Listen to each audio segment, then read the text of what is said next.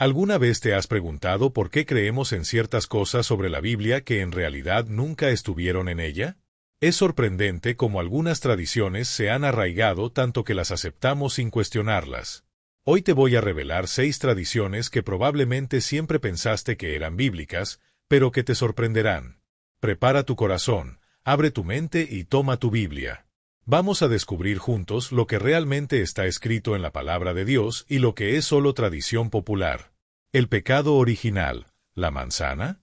Cuando pensamos en el jardín del Edén, una de las primeras imágenes que nos viene a la mente es la famosa escena de Eva mordiendo una jugosa manzana roja. Esta imagen ha sido repetidamente representada a lo largo de los siglos en pinturas, películas y libros, pero ¿sabías que la Biblia nunca menciona que la fruta prohibida era una manzana? En el libro de Génesis 3:6, el texto solo hace referencia al fruto del árbol que estaba prohibido, pero no especifica qué tipo de fruta era. Este detalle, aparentemente pequeño, ha generado una confusión que persiste hasta nuestros días. La interpretación de que el fruto prohibido era una manzana proviene de la traducción latina de la Biblia, la Vulgata, realizada por San Jerónimo en el siglo IV. En esta versión, la palabra malum puede significar tanto manzana como maldad. Esta ambigüedad lingüística permitió que los intérpretes de la Biblia de ese tiempo asociaran la fruta con la idea del mal, lo que contribuyó a la popularización de la manzana como el símbolo del pecado original. A lo largo de los siglos, este error lingüístico se vio reforzado por el simbolismo cultural romano de la manzana, que representaba la tentación y la desobediencia. Los artistas medievales, como los pintores del Renacimiento, adoptaron esta interpretación y comenzaron a representar la escena del jardín del Edén con una manzana roja en la mano de Eva, lo que consolidó aún más esta imagen en la tradición cristiana. Lo que realmente importa en la narración bíblica no es el tipo de fruta que Eva tomó, sino el acto de desobedecer el mandato directo de Dios. En Génesis 2, 16-17, Dios le dijo a Adán que podía comer de cualquier árbol del jardín, excepto del árbol de la ciencia del bien y del mal, porque si lo hacía, moriría. Así que el pecado original no está en el tipo de fruta, sino en la decisión consciente de Adán y Eva de no confiar en Dios y buscar sabiduría y poder independientemente de Él. El verdadero fruto prohibido es la decisión de desobedecer, de no confiar en el plan divino, y de elegir seguir un camino de autodefinición del bien y del mal, buscando poder y conocimiento fuera de la voluntad de Dios. Este es el acto de desobediencia que trajo las consecuencias de la caída, no el tipo de fruto que Eva tomó. Los 3 Reyes Magos. Cada año, durante la Navidad, es común ver la tradicional escena de los 3 Reyes Magos, cada uno con su corona dorada, montando camellos y siguiendo la estrella de Belén para llevar regalos al niño Jesús. Sin embargo, lo que muchos no saben es que la Biblia nunca menciona que fueran 3, ni que eran reyes, y mucho menos que sus nombres eran Melchor, Gaspar y Baltasar.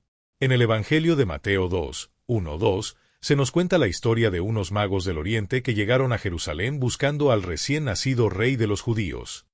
La palabra griega utilizada en el texto es magi, que se refiere a astrónomos o sabios, probablemente de la región persa o babilónica, conocidos por sus conocimientos de las estrellas y la astrología.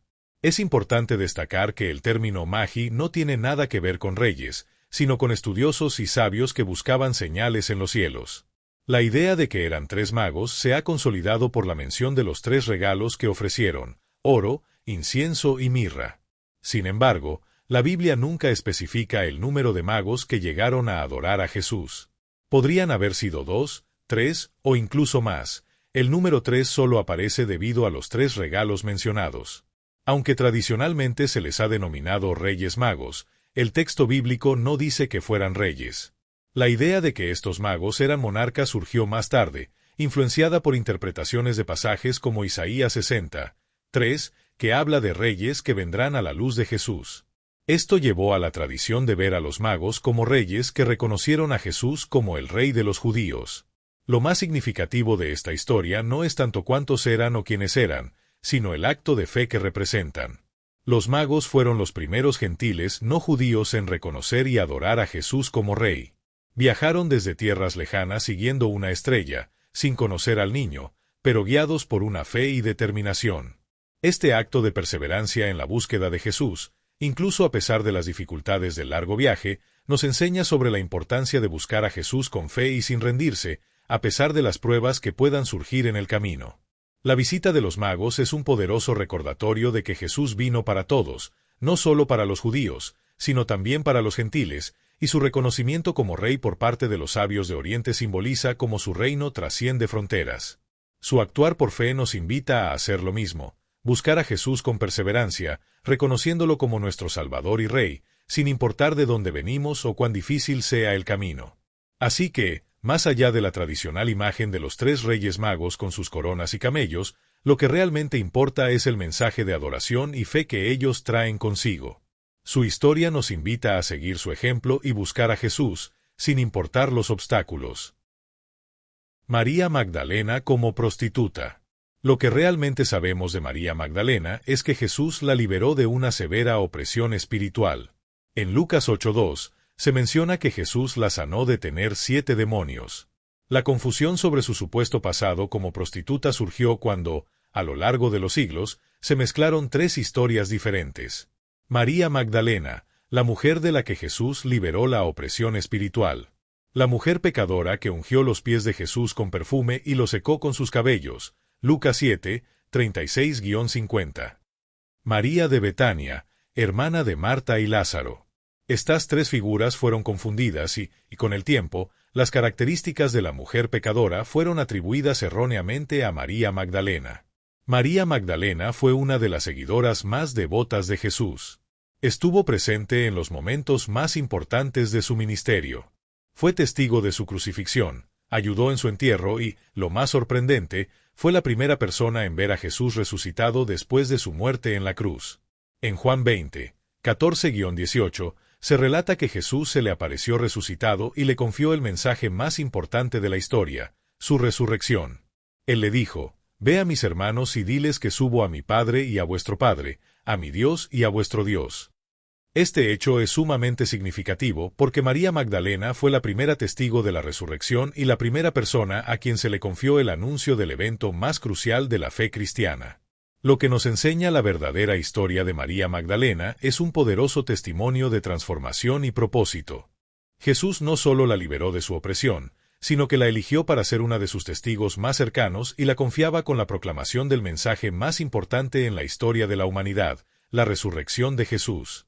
La dignidad y el propósito de María Magdalena. La historia de María Magdalena es un recordatorio de que Jesús valoró a las mujeres en una época en la que eran marginalizadas. No solo las aceptó como seguidoras, sino que les confió roles importantes en su ministerio.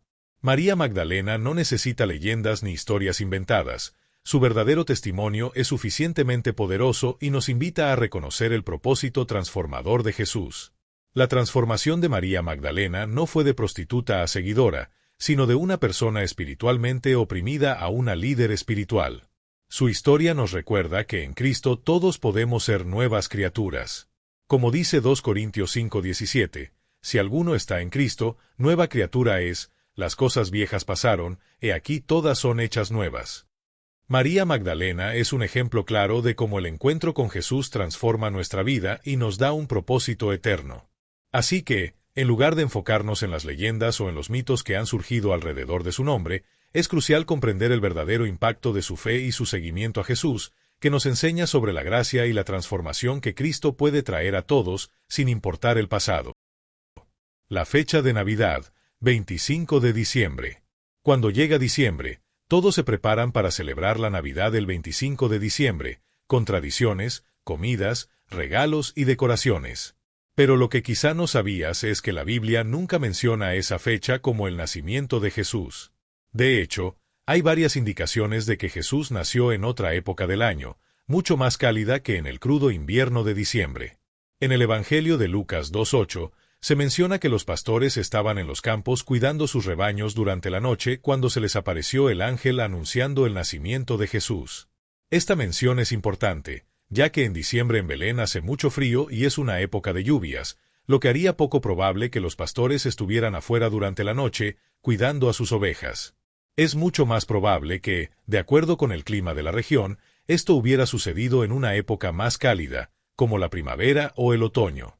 Otro punto a considerar es el censo ordenado por César Augusto, que obligaba a las personas a viajar para registrarse. En los meses fríos del invierno, Este tipo de desplazamiento habría sido difícil y riesgoso. Las condiciones de las rutas y el clima habrían hecho que el censo fuera más complicado en diciembre, lo que refuerza la idea de que el nacimiento de Jesús pudo haber ocurrido en una época más cálida. El 25 de diciembre como fecha para celebrar el nacimiento de Jesús no proviene directamente de la Biblia, sino que fue una decisión tomada por la Iglesia en el siglo IV. La fecha fue elegida para coincidir con una festividad pagana romana llamada Dies Natalis Solis Invicti, que celebraba el nacimiento del Sol Invencible. Esta fiesta pagana se celebraba en la misma fecha, el 25 de diciembre, y marcaba el momento en que los días comenzaban a ser más largos y la luz natural superaba la oscuridad del invierno. Al elegir esta fecha, la Iglesia cristianizó una fiesta pagana y la asoció con el nacimiento de Jesús, quien es considerado en la teología cristiana como la verdadera luz del mundo.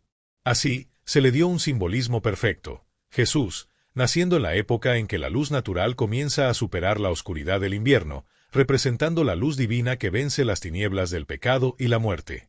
El 25 de diciembre, aunque no sea la fecha exacta del nacimiento de Jesús, tiene un fuerte simbolismo espiritual. En el Evangelio de Juan 8:12, Jesús mismo se presenta como la luz del mundo. Yo soy la luz del mundo. El que me sigue no andará en tinieblas, sino que tendrá la luz de la vida. La Navidad, celebrada el 25 de diciembre, se convierte en una ocasión para reflexionar sobre Jesús como la luz que vino al mundo para traer esperanza, paz y salvación. La apariencia física de Jesús. ¿Alguna vez has notado que Jesús es casi siempre representado con cabello largo, ojos claros, barba bien recortada y piel clara? Si bien esta es la imagen común en muchas pinturas, películas y representaciones, la Biblia nunca describe detalladamente su apariencia física. Esto ha generado mucha especulación e incluso ha influido en cómo imaginamos al Hijo de Dios. En Isaías 53:2, se nos da una pista sobre la apariencia de Jesús, aunque de manera indirecta. El versículo dice, «No tenía belleza ni majestad para que lo miráramos, ni apariencia atractiva para que lo deseáramos». Este pasaje sugiere que Jesús no tenía características físicas excepcionales ni algo que lo hiciera destacarse de la multitud en términos de apariencia. Esto resalta un aspecto interesante de su naturaleza. Su mensaje y sacrificio eran mucho más importantes que su apariencia externa. Es importante recordar que Jesús nació en el primer siglo en el Medio Oriente, específicamente en la región de Judea, actual Israel. Esto significa que tenía las características físicas típicas de los hombres de esa área y época. Probablemente tenía piel oscura o morena, cabello y ojos marrones y una estatura media. Los hombres de esa región durante esa época generalmente no tenían las características físicas que hoy asociamos con personas de origen europeo o de regiones más al norte. La representación de Jesús con rasgos europeos, como cabello largo, ojos azules y piel clara, fue fuertemente influenciada por el arte renacentista europeo. Durante este periodo, los artistas más destacados de Italia y otras partes de Europa, como Leonardo da Vinci, Miguel Ángel y Rafael, comenzaron a representar a Jesús con una apariencia que se ajustaba a los estándares de belleza de su tiempo, que eran principalmente europeos. Esto fue en parte porque los artistas a menudo representaban a las figuras religiosas con características que ellos mismos tenían, es decir, según el contexto cultural y racial en el que vivían. Sin embargo, esta representación no es fiel a lo que históricamente podría haber sido la apariencia de Jesús, ya que su origen y contexto cultural eran muy diferentes al de los artistas que lo pintaron. Lo que es clave en la enseñanza cristiana es que la apariencia física de Jesús no es lo más importante, sino lo que él representaba y lo que hizo por la humanidad. La Biblia no se enfoca en describir su aspecto físico, sino en su mensaje de amor, redención y sacrificio. De hecho, el Evangelio nos muestra que Jesús vino al mundo no para ser un modelo de belleza o atractivo físico, sino para traer salvación a través de su vida, muerte y resurrección. Como mencionamos antes, Isaías 53 nos recuerda que Jesús no era una figura con una apariencia deslumbrante, sino que su verdadera grandeza venía de su misericordia, sabiduría y sacrificio por la humanidad. Los ángeles con alas y halos. Cuando pensamos en ángeles, generalmente los imaginamos con grandes alas blancas y halos dorados sobre sus cabezas. Esta imagen es común en el arte y la cultura popular, pero ¿sabías que la Biblia describe a los ángeles de una manera muy diferente? Las representaciones modernas que tenemos de los ángeles, como seres etéreos con alas y halos, no se corresponden con las descripciones bíblicas. En muchas de sus apariciones en la Biblia, los ángeles se presentan de una forma totalmente humana y común. En Génesis 18, cuando 3 ángeles visitan a Abraham, lo hacen de una manera tan normal que Abraham los trata como viajeros o peregrinos. No hay mención de alas o halos, y su presencia es tan natural que Abraham no los reconoce de inmediato como seres celestiales. Este patrón se repite en varios otros pasajes de la Biblia, donde los ángeles se presentan de forma similar a los humanos, sin ninguna característica sobrenatural evidente, como ocurre en Génesis 19, cuando 2 ángeles visitan a Lot en Sodoma. Sin embargo, en algunas descripciones específicas, especialmente al hablar de querubines y serafines, los ángeles sí son descritos con alas. Por ejemplo, en Isaías 6:2, los serafines son descritos con 6 alas. Por encima de él había serafines, cada uno tenía 6 alas, con 2 cubrían su rostro, con 2 cubrían sus pies y con 2 volaban. En estos casos, las alas no son una característica común a todos los ángeles, sino que se mencionan en contextos más simbólicos y misteriosos, relacionados con la adoración y la gloria de Dios. En cuanto a los halos, que a menudo vemos en pinturas y representaciones artísticas de ángeles y figuras divinas, la Biblia nunca menciona este símbolo. Los halos como los conocemos hoy tienen sus raíces en el arte grecorromano y en las representaciones de la divinidad. Durante la Edad Media, los artistas cristianos adoptaron esta tradición para simbolizar la santidad o la divinidad de las figuras religiosas, pero no hay una base bíblica para esta práctica. Una de las reacciones más sorprendentes que encontramos en la Biblia es la reacción de miedo de las personas cuando los ángeles se aparecen. Aunque hoy en día solemos imaginar a los ángeles como seres pacíficos y benevolentes, las apariciones angelicales en las Escrituras a menudo provocan gran temor en quienes los ven. Por ejemplo, en Lucas 2:9, cuando un ángel se aparece a los pastores para anunciar el nacimiento de Jesús, la reacción inmediata de los pastores es de terror. Y he aquí, un ángel del Señor se les presentó, y la gloria del Señor los rodeó de resplandor, y tuvieron gran temor. Es tan intensa la reacción de miedo que la primera palabra del ángel es, no temáis. Esta constante reacción de miedo sugiere que los ángeles no son simplemente seres etéreos y adorables, sino que son seres poderosos y majestuosos que representan la gloria de Dios. Al final de estas 6 revelaciones sorprendentes, la enseñanza más importante es que no debemos seguir ciegamente las tradiciones, sino conocer la verdad que está escrita en la palabra de Dios.